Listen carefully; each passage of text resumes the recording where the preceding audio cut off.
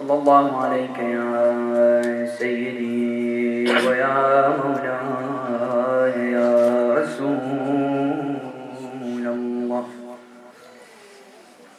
صلى الله عليك يا مولاي وابن مولاي يا أبا عبد الله، يا عبرة كل مؤمن ومؤمنة، يا رحمة الله الواسعة، ويا باب نجاة الأمة، يا ليتنا كنا معكم سيدي فنفوز والله فوزا عظيما. السلام على الحسين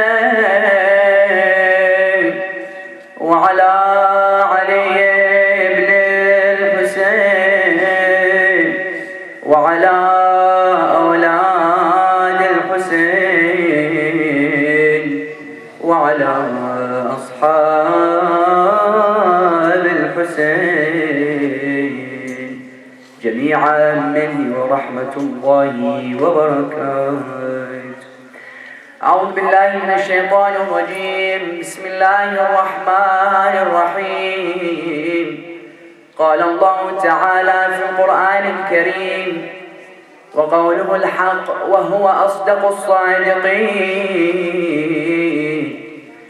قل للمؤمنات يغضضن من أبصارهن ويحفظن فروجهن ولا يبدين زينتهن إلا ما ظهر منها وليضربن بخمورهن على جيوبهن.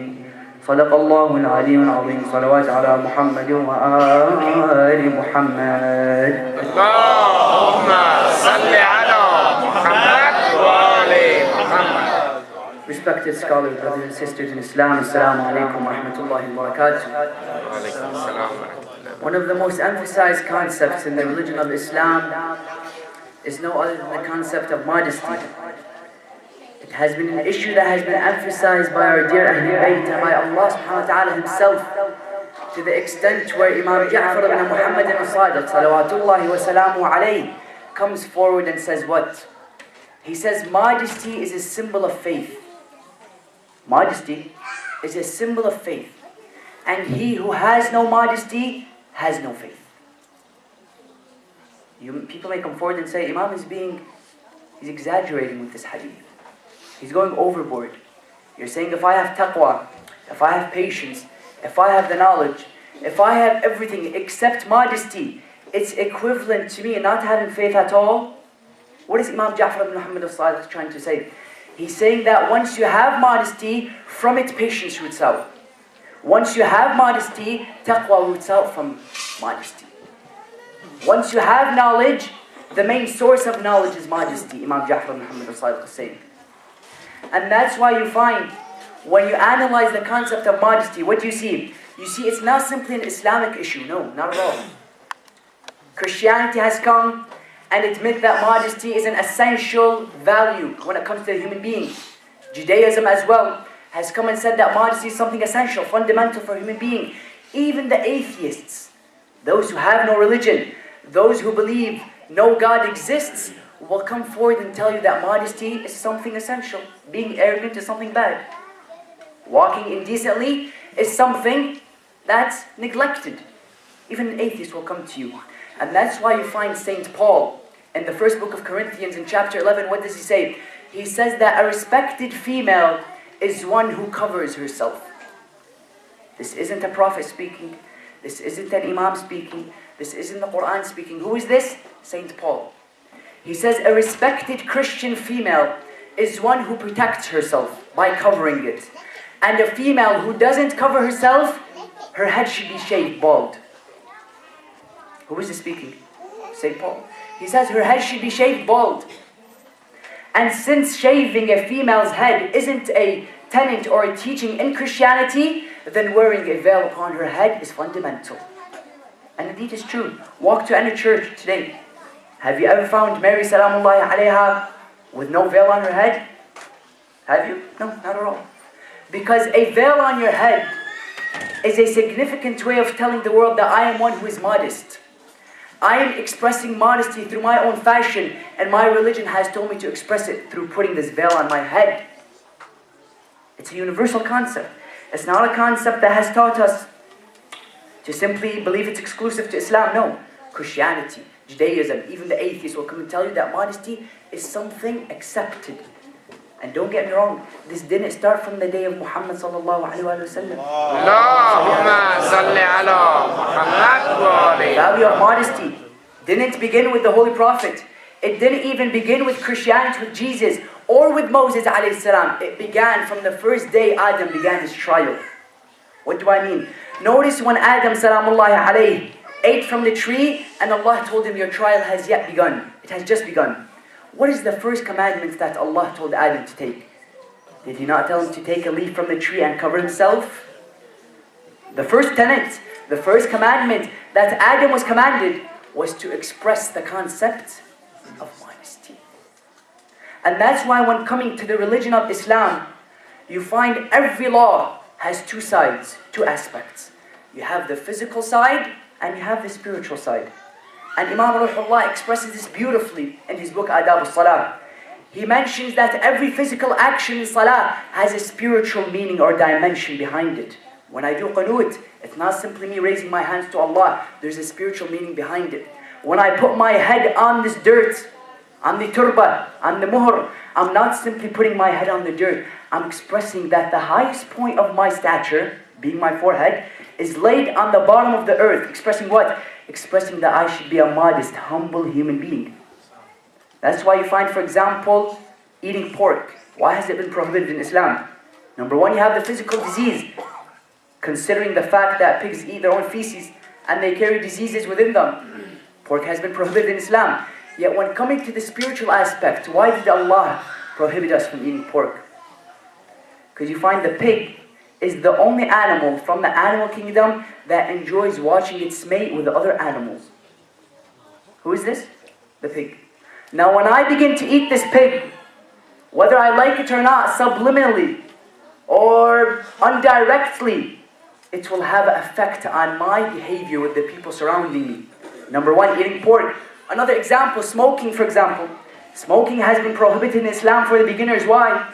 Because of course it has a physical disease on my lungs. It will bring me, for example, lung cancer. Or it'll make my ability to breathe difficult. That's the physical aspect. Yet the spiritual aspect is that when I teach myself to constantly carry out this disgusting habit of smoking, what am I doing? The next time I want to do something haram, I say, listen, I already taught myself how to smoke for hundreds or tens of years. Now what's the problem if I do something else that's wrong? I begin to kill this fitrah that Allah subhanahu wa ta'ala has given me. I begin to kill this consciousness. Allah has blessed mankind with a consciousness, innately, intrinsically. When I commit something wrong, my conscience begins to bother me. And that's why when coming to the concept of hijab, you find not only does it have a physical importance, but a social importance as well. It's very unfortunate that when people come on these pulpits and speak about hijab, they'll only focus on the ladies. The first verse that came regarding hijab, just for your information, didn't come for the ladies. Who did it come for? The men. قُلْ لِلْمُؤْمِنِينَ يَغُضُّ مِنْ أَبْصَارِهِمْ وَيَحْفَظُوا فُرُوجَهُمْ ذَلِكَ أَزْكَى لَهُمْ إِنَّ اللَّهَ خَبِيرٌ بِمَا يَصْنَعُونَ. What does the verse say? It says, قُلْ لِلْمُؤْمِنِينَ يَغُضُّ مِنْ أَبْصَارِهِمْ. Tell the believing men to lower their gaze. Number one, وَيَحْفَظُوا فُرُوجَهُمْ, and to protect their private parts. ذَلِكَ أَزْكَى لَهُمْ. Notice what Allah subhanahu wa ta'ala says in this verse. He makes a fundamental statement. He says, ذَلِكَ أَزْكَى لَهُمْ. For example, when a sister is walking in front of me, and Allah tells me to lower my gaze, it's not for her own protection, it's for mine. What is Allah trying to say? He's saying more than robbing her of her humanity, you're robbing yourself of your own humanity. Why is that? Because when I see a sister walking in front of me, and I evaluate her for how she looks and for what she is, not for who she is, I have objectified a human being. I have degraded a human being with feelings, a human being with emotions, a human being with a history. When I simply evaluate her for how she looks, what am I doing? I'm killing this love that I have inside of my heart for another human being, for who he is, not for what he is. And it surprises me very much, to be very honest with you. I like to be very honest on this pulpit, because Imam Abu Abdullah al-Hussein taught us to be honest. He taught us to be straight up. When it comes to these touchy issues, we can't go around the bush. Ahlul Bayt Salamullahi alayhim taught us to be direct, directly cut the bush and get to the straight point. That's why it's very unfortunate that you find that the media and other people will begin to attack Islam, claiming what? Claiming that Islam is a religion that oppresses the women. I ask you a question. I state the facts and the rest is up to you. Tell me, what's oppression? The fact that Islam emphasizes and stresses on the chastity and modesty of a woman, or the fact that a lady is being used in advertisements simply as a tool? By Allah prescribing the hijab on a lady, what is He doing? He's making a profound statement. He's saying, don't look at a woman simply by what she is. Look at her as a human being with dignity and with honor and with modesty. Allah subhanahu wa ta'ala prescribing the hijab is making an unbelievably great statement. He's saying when it comes to Islam, Islam is a religion that regards the human being for what they are, not for who they are. So we go back to the verse. The first verse regarding hijab, my dear brothers and sisters. Let's think about this with an open mind. The first verse didn't come to the women. It came to you and I. It came to us. قُلْ لِلْمُؤْمِنِينَ يَغُضُّ مِنْ أَبْصَارِهِمْ. Now when it comes to this verse, commentators will come and tell you that there's three main stories that this verse came down for. And they're very interesting stories if you ask me. The first story came down for Ibn Abbas, according to our Sunni brothers. They say Ibn Abbas one day was walking with the Holy Prophet and a beautiful lady walked by. Ibn Abbas was looking at this girl. Rasulullah told him, Ibn Abbas, turn your face. Have you seen sometimes you're watching a film, there's a bad part, you turn your head but you're still watching the screen? So look what happens. Ibn Abbas turns his face, he's still looking at her. Rasulullah tells him once again, remove your face. The verse come down, قُلْ لِلْمُؤْمِنِينَ يَغُضُّ مِنْ أَبْصَارِهِمْ. The first view. The second view comes and says no. The verse came down for Ibn al-Fadl. Al-Fadl ibn al-Abbas. Rasulullah one day is answering a jurisprudential question for one of the sisters. And Ibn Abbas, Rasulullah notices that this lady is looking at Ibn al-Fadl. So he looks at Al-Fadl ibn al-Abbas. He wants to know if he's looking at her as well. Yes, Al-Fadl is looking at her as well. He tells him, Al-Fadl, turn your face. Have you seen sometimes a brother comes to ask you a question, he's talking to you but he's looking somewhere else? Rasulullah told him, turn your face. The verse come down. But the third story is my personal best. A man by the name of Sa'ad comes to the Holy Prophet with his forehead bleeding. He tells him, Rasul, I'm bleeding. He told him what happened. He told him, I was walking in the streets and I saw a very beautiful girl. She was extremely attractive. I could have handled to not look at her. So I was looking and looking and looking. He says, yes, and there was the pole. You hit the pole? Islam is indicating what? Islam is indicating just like there's a hijab for the women, there's a hijab for the men as well. There's a physical hijab and a social hijab. The physical hijab, ulama say, are expressed through the beard. The beard is a beautiful way of differentiating the man from the woman, physical hijab. Yet there's a social hijab that you and I can't be heedless of as well. Luqman beautifully describes this to his son. He tells him, وَلَا تَمْشِي فِي الْأَرْضِ مَرَحًا إِنَّ اللَّهَ لَا يُحِبُّ كُلَّ مُخْتَارٍ فَخُورٍ. Listen to what he tells him. He tells him, وَلَا تُصَعَّرْ خَدَّكَ لِلنَّاسِ. Again he tells him, وَامْشِي وَاقْصِدْ فِي مَشِّكَ وَلَا تَمْشِي فِي الْأَرْضِ مَرَحًا. He tells him, walk with modesty. Don't walk with arrogance. Have you seen some people, a'udhu billah, they walk with their chest up to the sky. Brother, calm down. Imam Mehdi alayhi salam, what does he say? He says, you came from a drop of semen. You were created from mud. You walk with feces in your stomach. You never know when you're going to die. Why do you walk around like you know everything? This is the philosophy of Imam Ali ibn Abi Talib, Amir al-Mu'mineen. So just like there's a hijab for the sisters, there's a hijab for the men as well that we can't be heedless of. Yet when coming to the concept of hijab to the women, we find that Allah stresses extra on the women, not the men. People ask why. Does this question the justice of Allah? Does this question the integrity and the equality of Allah subhanahu wa ta'ala? No. It's because for two reasons. Salawat ala Muhammad wa ali Muhammad.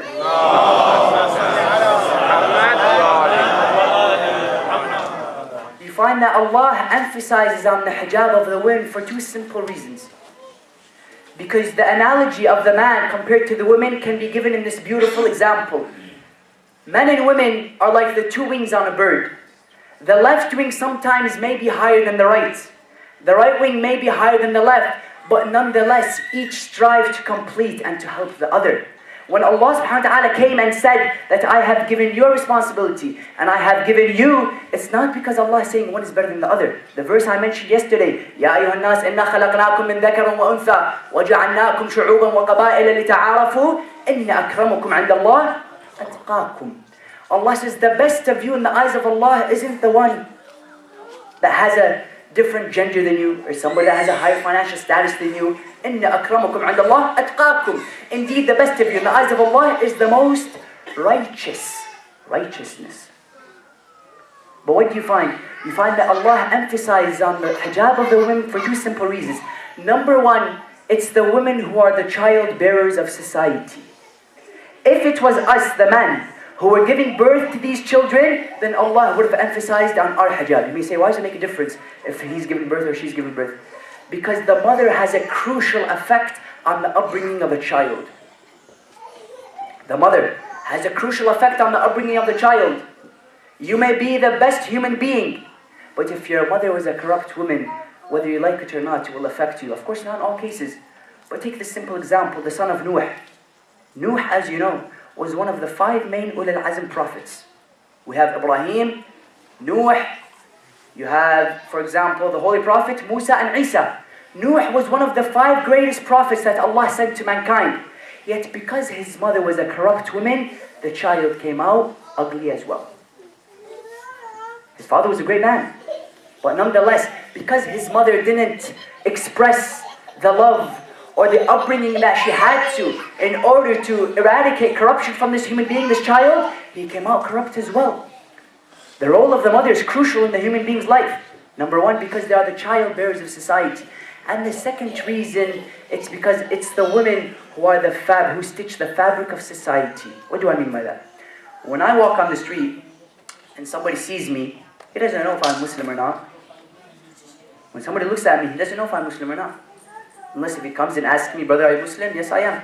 Yet when the lady is walking with this veil on her head, she's carrying a red big flag saying, watch out, I'm a Muslim. What does this mean? This means she's constantly under the microscope. Constantly eyes are being laid on her. And you may say this question, the justice of Allah. No, just like they have a role, we have a separate role as well. And simply because this hijab is a veil on the head, that's not why the world is denying it and negating its presence. For example, in France, they have negated the hijab. You go to, for example, now these are non-Islamic countries, this is the problem. Go to Islamic countries, you find the exact same problem. Go to example for Turkey. Do you know that if you're a government official, if you want to become a government official in Turkey, and your wife wears hijab, you're not allowed to stay. They take away your job. They strip you of your governmental official position. They strip you. This is the problem. Why? Because this hijab doesn't simply represent a cloth on my head. It represents Islam. The world isn't against the hijab. The world is against the concept of Muhammad, Rasulullah. Muhammad. So you find that Islam emphasized on the women for two reasons. Bearer of the children of society, and they are the ones who stitch the fabric of society. That's why when I want to come and speak about the concept of hijab to the women, you find Allah subhanahu wa ta'ala emphasizes extra on the women for those two reasons. But before you want to, for example, make the decision of putting on this hijab, Allah says there's a prerequisite. What do I mean? You find there's a prerequisite when I want to come and put this veil on my head, and that's the prerequisite of taslim. Submission. I may not understand why placing this cloth on my head will make me a better person, but because the All-Wise, the All-Knowing has told me to, I believe there is some wisdom in it. Look at what Imam Amir al-Mu'minin Ali ibn Abi Talib says. He says, Al-Islam huwa al-taslim, wa-al-taslim huwa al-yaqeen. Many of us strive to attain certainty. Imam Amir al-Mu'minin Ali ibn Abi Talib says what? He says, submission is certainty. Why? Because when I don't know why something is, for example, emphasized that I should do it, I place my trust in Allah subhanahu wa ta'ala because the all-wise, the all-knowing has told me to do so, regardless if I'm ready or not. Takes us to our next point. The second classical reason, what do they tell you? Well, I'm not ready. No, I'm not ready, I'm too young. I have a life ahead of me. I would accept that excuse if Allah has given you a slip, a document that tells you have 5 years to live. Maybe the 4th year, 11th month, you can choose to put this hijab on. Yet Allah has never told anyone when I will be there to take your soul. وَمَا تَدْرِ نَفْسٌ بِأَيِّ أَرْضٍ تَمُوتْ. No soul knows when Allah will be there to take her life. And that's why you find there's an unbelievable hadith which woke me up as well. Because sometimes we're heedless of many things. This hadith woke me up. The hadith says that when the female who wasn't able to cover herself is buried and shrouded by this kafan, the angel will pass by and it will begin to smile. Begin to smile. When asked, "O angel of death, why do you smile?" He said, this lady wasn't able to cover herself on top of the earth. Why does it matter if she covers it under? Notice the hadith. It doesn't matter if she covers herself under. As in, this is the opportunity. And there's no better opportunity to undertake this great blessing from Allah. It's a blessing. Many people look at hijab as a limitation, and this is a problem in our society. Hijab isn't limitation. One of our scholars was asked, they told him, Imam, you're ruining society by enforcing this hijab on the women. He told them, this hijab isn't a limitation, it's a protection. Notice what the verse says that I began with. قُلْ لِلْمُؤْمِنَاتِ يَغْضُضْنَ مِنْ أَبْصَارِهِنْ وَيَحْفَظُ فُرُوجَهُمْ وَيَحْفَظُ فُرُوجَهُنَّ وَلَا يَبْدِينَ زِينَتَهُنَّ إِلَّا مَا ظَهَرَ مِنْهَا وَلْيَضْرِبْنَ بِخُمُورِهِنَّ عَلَى جِيُوبِهِنَّ. There's 4 fundamental criteria that Allah subhanahu wa ta'ala shows in this verse. What does He say? He says, قُلْ لِلْمُؤْمِنَاتِ يَغْضُضْنَ مِنْ أَبْصَارِهِنْ. Number 1, let them lower their gaze. We're still, same criteria as the men. يَغْضُضْنَ مِنْ أَبْصَارِهِنْ وَيَحْفَظُ فُرُوجَهُنْ. And to cover their private parts. وَلَا يُبْدِينَ زِينَتَهُنَّ إِلَّا مَا ظَهَرَ مِنْهَا. This is the hadith that has brought constant discussion and arguments when it comes and debates to this issue. وَلَا يُبْدِينَ زِينَتَهُنَّ إِلَّا مَا ظَهَرَ مِنْهَا. What does it say? It says, and they do not show their beauty except that which has been made apparent. Now when expressing this idea of what has been made apparent, scholars come with 2 hadith to indicate what this verse means when it says, except what has been made apparent. The first hadith they come with is what? It's related by Jabir. Jabir says, I asked Rasulullah if I can walk in the house of Fatima. He said, yes, you can walk. He walks into the house of Fatima and he finds that Fatima to Zahra alayhi salam's hands are bleeding. He asks her, Fatima, why are your hands bleeding? She told him, because of the constant grinding of the grains that I have in my garden. Yet the idea is what? Jabir is able to see the hands of Fatima salamullahi alayhi. So scholars have come and said that when the hands of Fatima were able to be shown, this verse must be indicating that hands are a part of that which has been made apparent. The second hadith that they come with is narrated by Salman al-Farisi. Salman al-Farisi wants to walk into the house of Fatima. He asks the Holy Prophet, Ya Rasulullah, can I walk into the house of Fatima? He says, yes, walk in. He goes into the house of Fatima and he witnesses that the face of Fatima to Zahra salamullahi alayha was pale. He asked her, why is your face pale? She said, because I have donated all the food that I have for the poor who come begging on my door. The idea is what? The idea is that the face of Fatima was able to be seen. The hands of Fatima were able to be seen, indicating that when the Holy Quran comes in and says, إِلَّا مَا ظَهَرَ مِنْهَا, it's indicating to the fans, to the face, and to the hands. Number 1. Number 2, what does the verse say? إِلَّا مَا ظَهَرَ مِنْهَا وَلْيَضْرِبْنَ بِخُمُورِهِنَّ عَلَى جِيُوبِهِنَّ. The verse says, and let them draw over their chests the veils. People will come to you and tell you, well, the Quran hasn't directly tell us that I have to cover my hair. To be able to make a judgment from the Holy Quran, you need to have certain criteria and certain fields that you have become an expert in. What do I mean? To be able to make commentary on the Quran, number 1, you need to be a professional in philosophy. You need to understand the concept of fiqh, jurisprudence. You need to understand the concept of history. And one of the main fundamental criteria for you to come and make a judgment on the verse of the Holy Quran is that you need to be an expert in pre-Arabian culture. Those of you who have studied pre-Arabian culture, you'll find that before this verse came down, the ladies already covered their hair. Notice the importance of understanding why the verse came down. Many people will come and take a verse from the Quran out of context and they make a judgment. Allah says, no, you need to understand what you're reading. You need to know why the verse came down. Look at what happened. In pre-Arabian culture, the ladies already covered their hair. So when Allah subhanahu wa ta'ala came and said that you need to draw the veils over your chest, you find that the ladies would cover their hair, but everything else was exposed. Allah says, just like you have covered your hair, everything else needs to be covered as well. This is something that we call pre-Arabian culture. Give me a salawat ala Muhammad wa ali Muhammad. Allahumma salli ala Muhammad wa ali. The Quran goes even further. What does it say?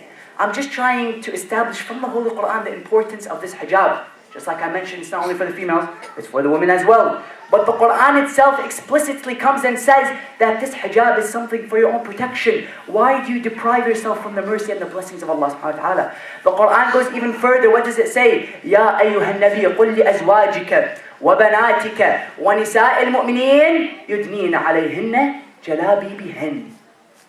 The Quran goes even further. Look what it says. It says, O holy Prophet, whenever Allah addresses Rasulullah by Ya ayyuhan nabi, you know it's a personal issue. He tells him, Ya ayyuhan nabi, qul li azwajika, tell your wives, wa nisa'ika, and your ladies. Qul, for example, what does the Quran say? Ya ayyuhan nabi, qul li azwajika, wa banatika, your daughters, wa nisa'il mu'mineen, and the ladies of the believers. Yudnina alayhinna jalabibihin, that they cover themselves so that the shape of their body isn't shown. It's very unfortunate nowadays, you find people, they have the hijab, everything else is exposed. Listen, what's the point of hijab if you don't show? I want to be very frank. These taboos need to be thrown out the window. When we come to these pulpits, we need to be frank with the people. Because this is the religion of Al-Muhammad. This is the religion of the Holy Prophet. That's the physical hijab. Extremely important. Yet there's an even more important hijab that Allah subhanahu wa ta'ala speaks about. And that's the social hijab. Have you seen people nowadays? They have the hijab and they're protected. Yet they talk with every Tom, Dick and Harry that walks by. When it comes to Facebook, they're chatting with every friend on their friend list. He's online, mashallah, let me speak to him. Allah says, what's the point of this hijab? If socially you haven't been accepted by society, if socially you haven't understood your boundaries, when expressing these laws that Allah subhanahu wa ta'ala comes with, you need to be able to balance the physical law and the social law as well. I can't wear this hijab and go around talking to everyone. Same thing to the man. I can't simply claim to be a Muslim. I have a very good grown beard and I'm there talking to every lady that I see passes by me. Number one. Number two, I need to be able to balance the social concept as well. You have people, they know their limits in society, yet they have the hijab, yet they don't have the hijab. Islam came and said what? Islam came and told you that just like you have placed on this physical hijab, you need to be able to understand the social hijab as well. And this is fundamental in the religion of Islam. Social hijab. Look at what the Holy Prophet says. He says that the ladies, give me first the salawat ala Muhammad wa ala Muhammad. Allahumma salli ala Muhammad wa ali Muhammad. The Holy Prophet has indicated through his teachings and through his beliefs that the social hijab is just as important as the physical. What do I mean? Look at the family of the Holy Prophet, Fatima Zahra salamullahi alayha. The first thing I think about when Fatima comes to my mind is the concept of modesty, dignity. I claim to be a follower of Fatima. I am here crying for Zainab. I am here crying for Abu Abdullah al-Hussein. I'm crying for Abu Fadl. Shouldn't I strive to follow his footsteps as well? Because Karbala has two aspects. You have the physical aspect, you have the stones, you have the spears, and you have the bloodshed. Hollywood is replete with those scenes. You want those scenes? Go to Hollywood. Allah has come and said that just as Karbala has its physical aspect, it has its spiritual aspect as well. When I claim to be a follower of Abu Abdullah al-Hussein, the grandson of the Holy Prophet, when I claim to be his follower, I need to strive to follow his footsteps as well. Fatima Zahra salamullahi alayha was the icon of dignity. You want dignity? Go to Fatima. One day a blind man walks into the house of Fatima by the name of Abdullah ibn Maktoum. Abdullah walks into the house of Fatima. He's blind. Fatima immediately runs to her room to place his hijab on. When this man left, the Holy Prophet came to her. He told her, Fatima, the man was blind. Why is it that you ran to place his hijab on your head? She told him, Rasulullah, he can't see me, but I can see him. What is she indicating? She's indicating, how can I have the audacity to be in the presence of a man with my body exposed, with my hair showing? Islam has come and said that you need to be one who follows the footsteps of Fatima alayhi salam. And there's no better time to express this concept and to undertake this blessing and responsibility that Allah has given you than in the time of Muharram. In the time of Muharram, it really hurts me. It hurts my heart when I see this hypocrisy and this irony in our communities. It's very disgusting, to be very honest with you. I come on this pulpit and I emphasize, I love Fatima, I love Imam Hussein. The minute I leave the mosque, I'm there going against everything that Imam Hussein and Fatima Zahra said. These are things that need to be eradicated from our communities. Imam Sahib al-Asr wa Zaman will come and look for those who followed Fatima, not only through their words, not only through their tears, not only through their emotions, but through their practicality as well. This is what Imam Hussein alayhi salam wants us to do. This irony needs to be thrown out the window. You find that when time of salah comes, we're there protecting ourselves. We're covering ourselves. The minute we finish salah, we slip this hijab off. I ask you a question. Is Allah only awake 5 times of the day? Is Allah awake only 5 times? لا تأخذه سنة ولا نوم. Allah, nor does slumber or sleep affect him. Allah is looking at me right now. These are all general ideas that we all have already heard. Yet this minbar is so that we can remind the people of the blessings of our Muhammad sallallahu alaihi wasallam. These are the teachings.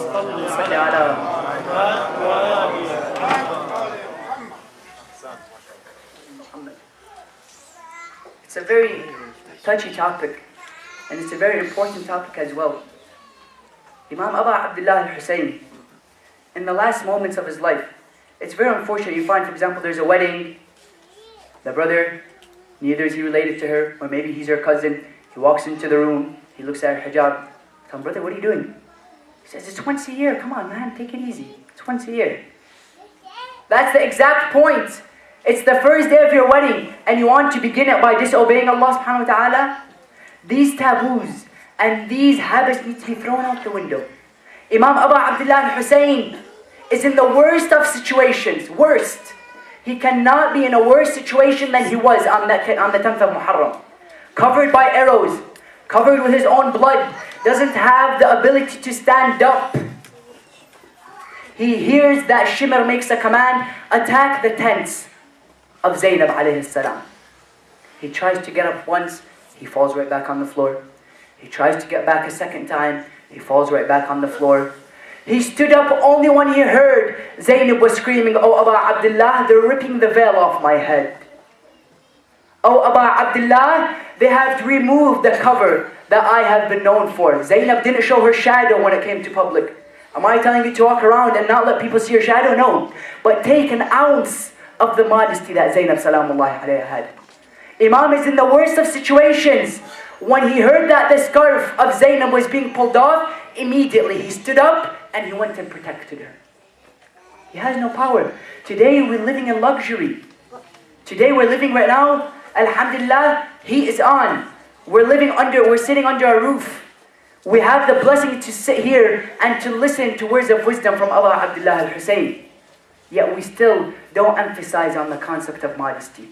We're still not here emphasizing on the concept of hijab. Sukaina alayhi salam goes to the dead body of her father. Notice these are all examples. Karbala is here to give us principle. Karbala isn't only here to give us emotion.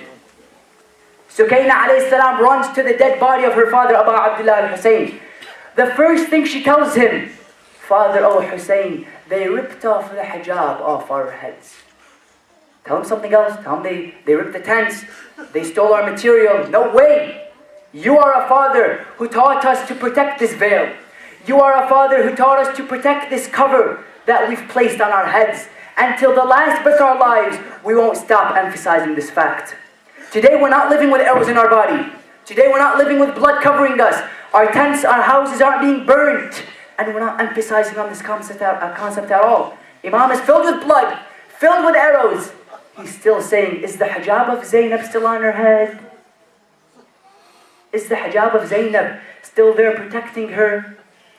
And on a night like this, you find that Ahlul Bayt salamullahi alayhim are in complete tragedy, complete havoc, complete problems, complete chaos. Imam Abu Abdullah al-Hussein shouts to the people. He tells them, هَلْ مِن نَاصَرٍ يَنْصُرُنَا. This call that Abu Abdullah made on the 10th of Muharram wasn't only to the companions around him. It was to you and I today. We're supposed to be answering the call of Abu Abdullah on the 10th of Muharram. How do we answer it? By dressing like Fatima alayhi salam. By dressing like Zainab. By acting like them. He shouts, is there anybody else there to help me? Is there anybody else there to support me? I am the grandson of Rasulullah. I am the son of Fatima salamullahi alayha. No one is there to answer him. Immediately a boy comes in front of him with his face shining like a moon. He tells him, Ammah ya Hussein. He tells him, Uncle O Hussein, would you give me the permission to go and fight and protect your life, O Abu Abdullah? He told him, Qasim, you're a young boy. You have a life ahead of you. This is for the youth. You have a life ahead of you. You have a wife awaiting your attendance. He says, I don't want any of that.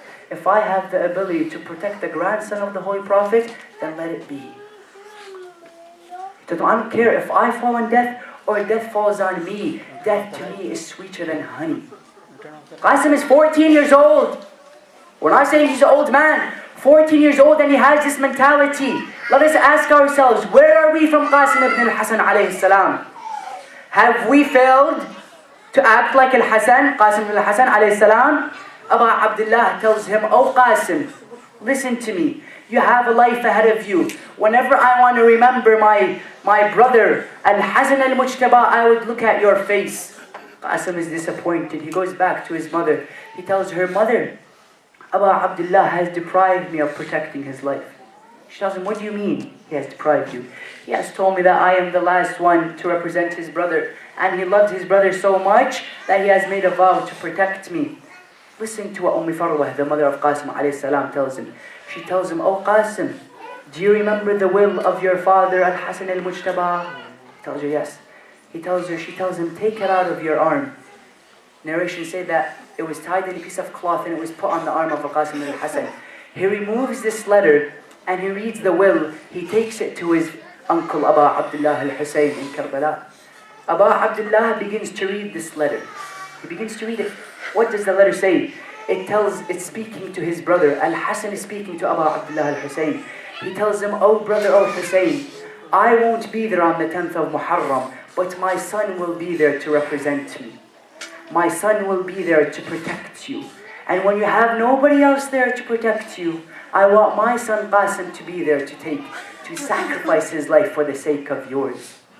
Al-Qasim ibn al-Hasan at this point gives the letter to Al-Hussein salamullahi alayhi. Al-Hussein says, how can I deprive you from battle? And this is written in the very letter of your father Al-Hasan alayhi salam. Immediately he tells Zainab, oh Zainab, bring me the turban of my brother Hasan alayhi salam. They bring the turban of Al-Hasan salamullahi alayhi and they put it on the head of Al-Qasim alayhi salam. He tells her, oh Zainab, bring me the aba of Al-Hasan alayhi salam. Bring me the cloak of my brother Al-Hasan alayhi salam. He is here representing Al-Qasim al-Hasan, his son. They bring the cloak of Al-Hasan alayhi salam and they place it on the shoulders of Al-Qasim. Look at this brave young man.